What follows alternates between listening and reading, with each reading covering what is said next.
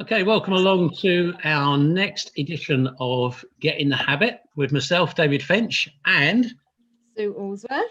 Brilliant. And we have a guest with us today as well, which is Nadine. Hello, Nadine. How are you? I'm good, thank you. Thank you for inviting me.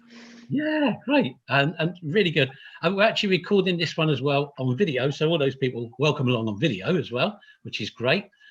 So we discussed this in our last one. We said then we should have a YouTube channel. And I don't know what Sue's going to do with this, to be honest with you. Before you know it, I'll be on YouTube and the grandchildren will be laughing at me. But who knows, you know.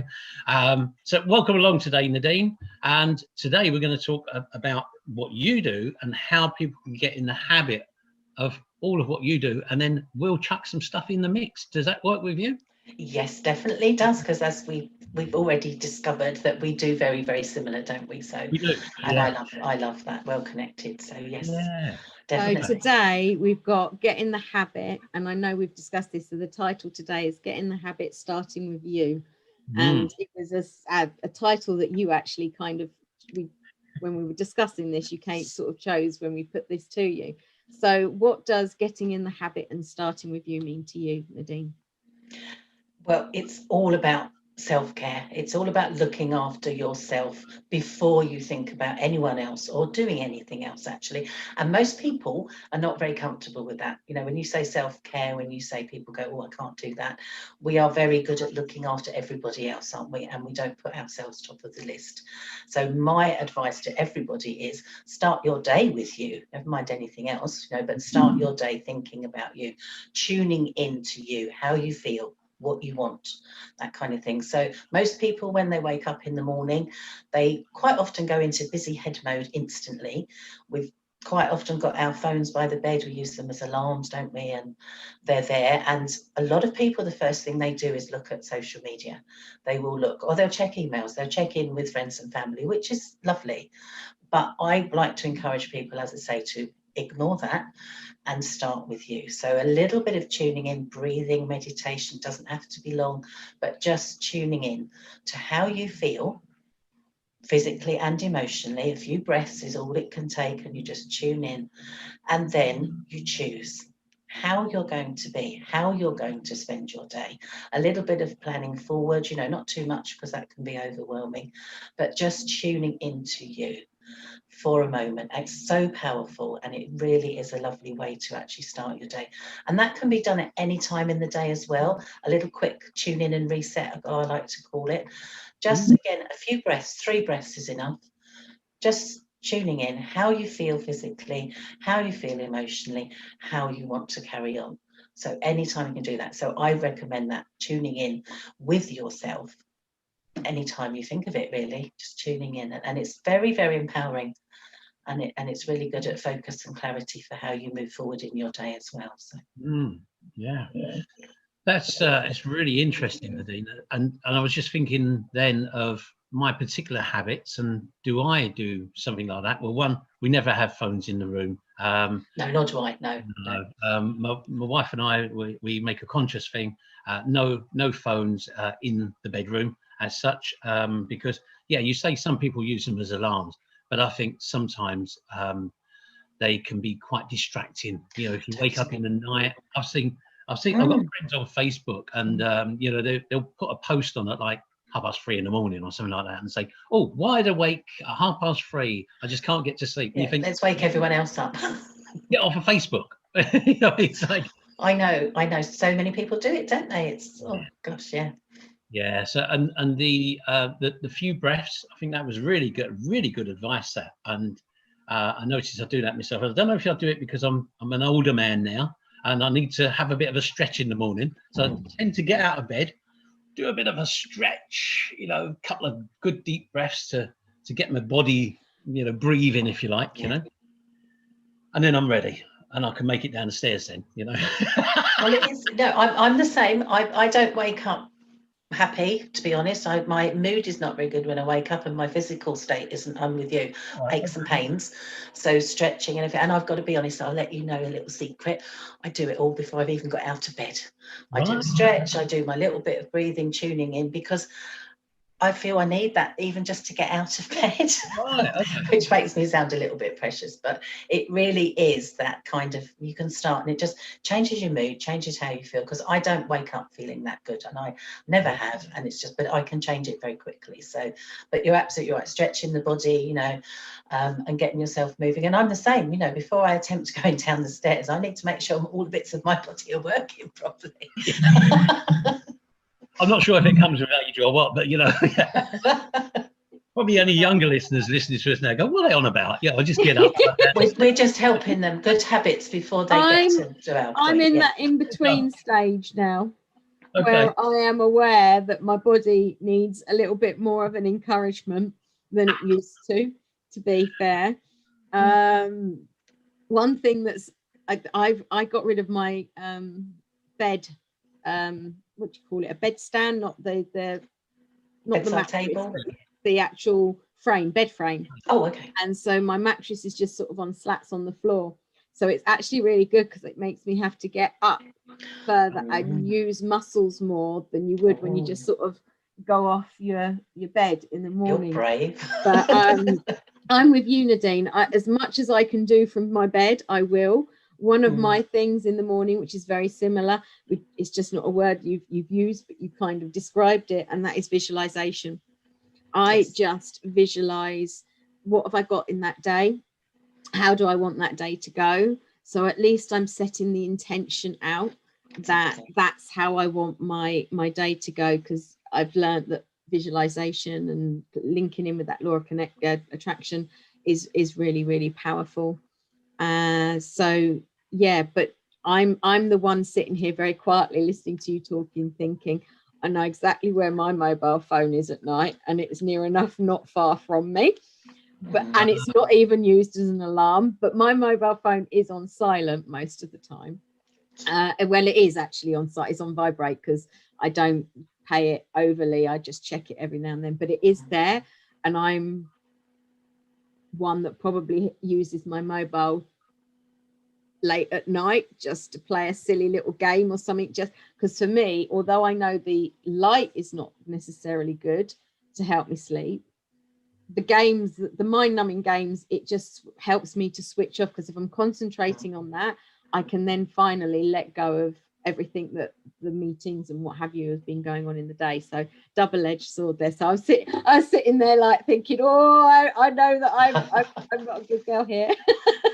Confession time, yeah, I get that. It's like confessions with Sue. That's another podcast, isn't it? But it one down, Sue.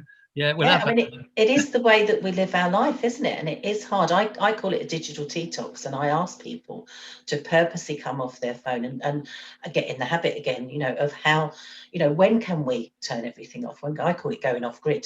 You know, I do it quite regularly because I need to and I want to. But actually, it is. I did some workshops with some 15-year-old girls a little while ago, and I asked them to switch off their phone at night or not have it in the room. Do you know what? They couldn't do it. They found that really scary. I found it scary, but they couldn't do it. That they're missing out on something. I think that's what it was a lot of Isn't the it? time. That's what's just suddenly come to me. Why is it that we can't switch off? And the thing that the message that's just come through is just that quite often we are so worried about missing out on something, aren't we? Yeah. I am. It's on the internet. You can go to it an hour later. It doesn't make any difference. It won't be totally life-changing if you did miss it for an hour or so in the morning or in the evening when you switch it off. But it is that thought of, we think we're going to miss out on something, don't we, especially as when we're younger. Yeah, and I can relate to that. I mean, the phone's very addictive, isn't it? I do want to catch up on what I'm missing when I've been off, you know, so it is there. And on your point you said earlier, David, about people are checking in with each other and sharing the fact that they can't sleep and that kind of thing. That's really common, isn't it? You know, but again, it's very much about find another way, maybe. You know, I'd say to you, Sue, perhaps swap your phone for a book, you know, by the bed to chill out or get your mind off things. You might not want to do audio that. book as I know well. it's on there. I know it's all on it. there. They're all singing and dancing, aren't they, these phones? I know. They do everything. This is it. I mean, I do use them. I have to admit, what I do use my phone for in the evenings is audiobooks. I'm not a reader as such, because I'm trying to do 10 things at once, but I actually really like listening to an audiobook. And that will actually, because then I can place that down so I can't see the light.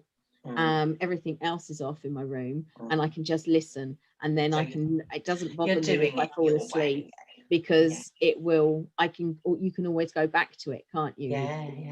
But I think that goes back to our old habits, maybe, and patterns of maybe when we were read a story, because I love to hear someone read me a story, even now, at my age, and I do really, it's soothing and comforting, isn't it? So maybe an audio book. I'll give you that one, Sue. You can have that one. But it is, isn't it, that kind of getting in the habit, what soothes you, what comforts you, what makes you feel good, and obviously that does for you, and I think for a lot of people, doesn't it, being read to. A lot of people say to me, a guided meditation where someone is talking them through it is much easier than when I try and teach people to do meditation themselves. You must find it the same, David. Your voice is your tool, isn't it? You're helping people with your voice, aren't you? So yeah, and I do have I give my clients recordings, or there are recordings people can listen to on my website. So I encourage people to, if you like Sue, maybe Sue, tonight you can listen to one of those recordings online, and then just relax and drift off to sleep, and I think it's about what you're listening to, and it's a bit like we talked in a previous podcast about music and feeding your brain. Again, it's about what are we feeding our brain with just before we go to sleep? Are we feeding it with things that are going to keep me awake through the night? Or are we feeding our brain with something that's going to relax me and drift off to sleep nicely and have a peaceful night's sleep? Totally, yeah. And I think bringing it back to that, starting with you, why should we start with us, with our with the I? And with many people, I've used this analogy, and it's a common analogy. But if you think about that airplane, if you go to put oxygen on someone else first, you're dead by the time you can put oxygen on you. Bottom line. So why mince about it? So, but if you put positivity, but if you put that oxygen mask on yourself first, think how many people you can then possibly help, comfort, what have you. You're in a better position to be able to help people. And it was one of my getting in the habit of starting with me was a really big lesson, because I'm a giver, and back in the day as a people pleaser probably as well. And you put everyone else's needs first, one, because it is a really good form of avoidance. I will call that one. My name's Sue, and I used to be a big avoider and make everyone saving people my mission, because it was easier than having to look at my own life and save myself, so to speak.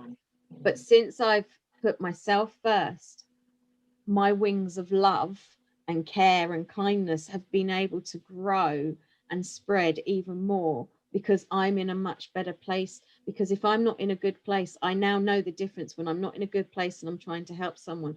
I actually know it's probably detrimental to them, because I'm not in the right energy center and within the right heart center within myself. So get in that habit. It is not, how many of us have, whether it's the judgment we have in our head or we hear it from outside, it is conceited, it is narcissistic, it is big-headedness, it is selfish to put yourself first, put the I in front of everything else. But actually, it really isn't. It is one of the kindest acts that you can give, because in turn, if you want to help, you're in such a much more better mental, physical, emotional, and spiritual state to help others.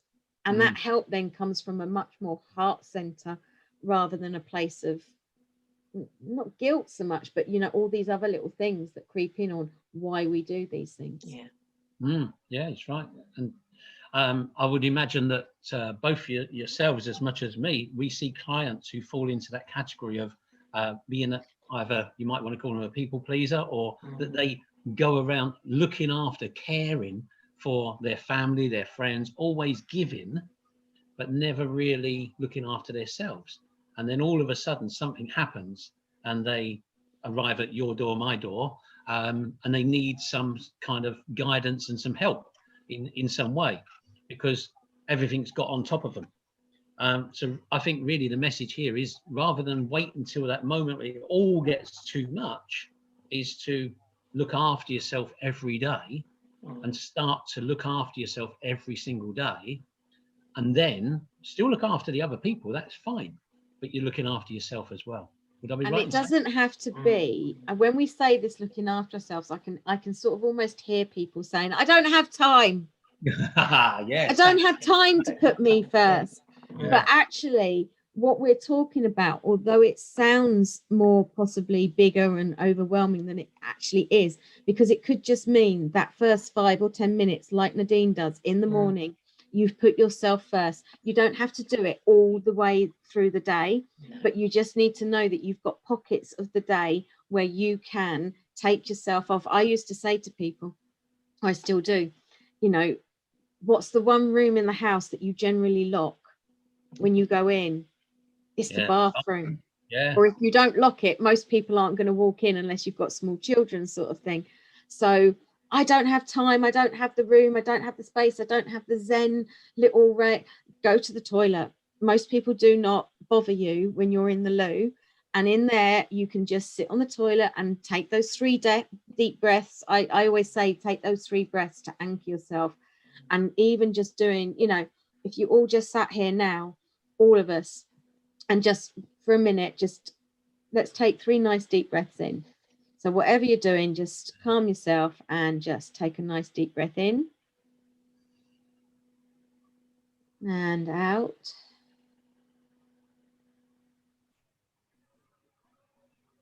And taking another one a bit deeper, a bit slower, maybe this time. In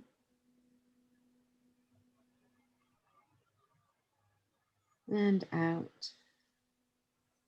Feeling those shoulders drop maybe as you take another breath in and out. And just even now I'm noticing that I'm moving even more into my heart center. I've become a little bit of a calmer version of myself there as well. And how long did that take? Yeah, very, very nice actually. And how many times do we use the toilet in a day? So you cannot have the excuse that you don't. So that was another habit of mine, was every time I go to the loo, take 3 breaths. Top tip, that one. That's brilliant. It's how we fit it in our day-to-day life, isn't it? And I call it snatching moments of calm, because we can, like you say, I do a lot of workplace workshops, and that is the key, you know, do it when you're in the loo, because it works, doesn't it? But, you know, it is just anytime, anywhere, just noticing. And actually, even if you don't give yourself that little bit of time like we just did, just tuning in and going, actually, how do I feel? What do I do? Breathe. You know, it can be as quick as that as well, can't it? It's just tuning in all the time. And I think you're absolutely right. You know, like you say, we get a lot of people come to us, don't we, that have reached like crisis point, haven't they? I get a lot of mums that are having, you know, trouble with their children, their partners, that kind of thing. And I always say, you know, sort you out, get you in the way that you want to be. And that's what we're working on. And that has a ripple effect. It makes a difference to everybody. And I think the saying is, again, another one, you can't pour from an empty cup, you know, look after you. And especially with the mums that I work with, then they're leading by example. They're showing their children, this is how we live our life. This is how we make it good. This is brilliant.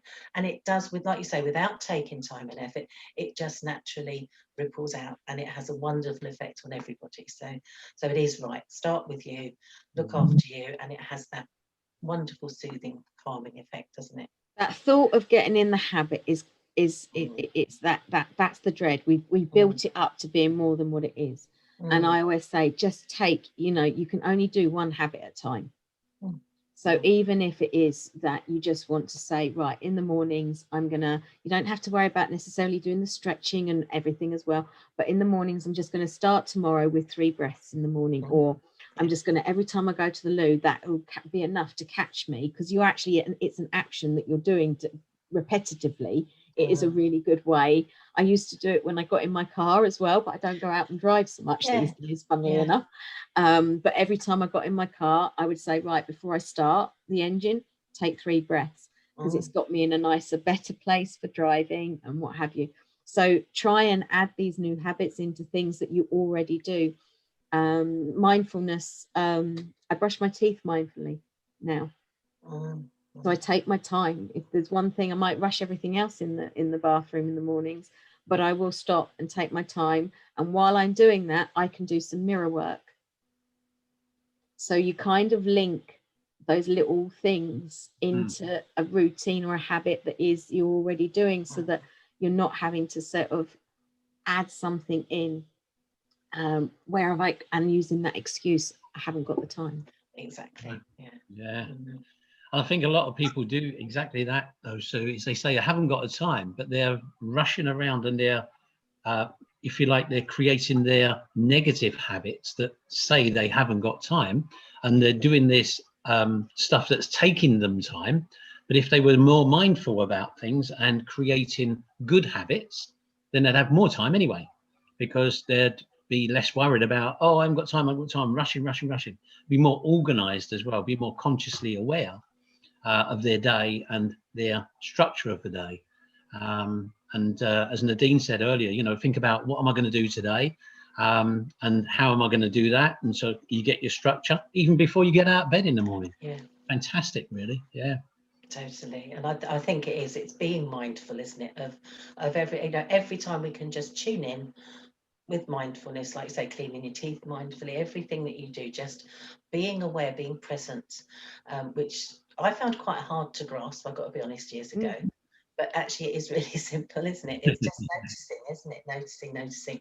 And it's a second, isn't it? It's a split second, just tuning in and noticing. And like you say, then you're more productive, you're much more clear on your thinking and what you're doing with your time, and you find that there is more time. Once you get in that habit, you are making time for yourself, which is lovely. So, and people don't get that when we say it to start with, but they do get it as they put it into practice. You won't get it until you put it into practice. Exactly. Because you won't then notice, you're then, by putting it into practice, you'll slowly recognize the feelings of how good you feel from putting these little things into the habit. And then when you're not doing them, you'll notice how there's something, you're not feeling so chipper or something. So then you can actually start to realize, actually, yeah, that's, you know, so many times it's not working because you've not actually done it.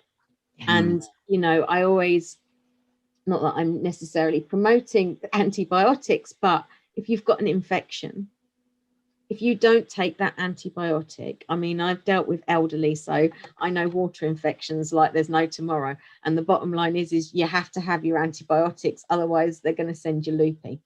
And if you don't take that antibiotic, you won't get rid of that infection. If you don't take your daily, start with you, get in the habit, whatever it is, meditation, yoga, just even if it's a 3-minute breaths, whatever it is, as simple as it can be, it won't change. Your life won't change. So all the time, oh, I'll do it tomorrow. Tomorrow comes, nothing's changed. So it is a case of just take whatever it is that you want to, just pick one thing that you want to get into that habit with, and start small, because everything, you know, people think you've got to go for the big things to start with. Well, a house, and when you see a house completed, but it started with 1 brick. Yeah. Little steps. Fantastic. All the time. Yeah. Love it, definitely. Ladies, it's been lovely having this podcast today, and I think we're just coming to our time limit now. Myself and Sue, we put our own time limit on our podcast. We said, oh, after about 20 minutes, half an hour, people are going to get bored, they'll be gone. Probably. Hopefully they're still with us. And we also know we can natter for England, and I know Nadine and I can as well. We'll be here all day. So let's wrap things up. Nadine, thanks very much for joining. Thank you so much. I've really enjoyed it. Thank you. Have been brilliant today. And we really hope that people now take your advice and the advice that we've given during this podcast to really start with themselves, and take that moment, take those breaths, do what we've said, and notice the change. That's all. Be fantastic, wouldn't it? If you want to prove us wrong, do it anyway to prove us wrong, and then in the meantime you might actually see that magic happens. Yeah, definitely. Okay, well, thanks very much for joining us, and we'll see you again in another edition, Yes. our next edition of Getting a Habit podcast. We'll see what our next one is. We don't know yet. We don't know, that the universe will reveal it all to us. It will. Thanks for joining us, Nadine. Thank you so much. I've loved it. Thank you. Thanks very much. Thanks, everyone. Take care. Bye. Bye.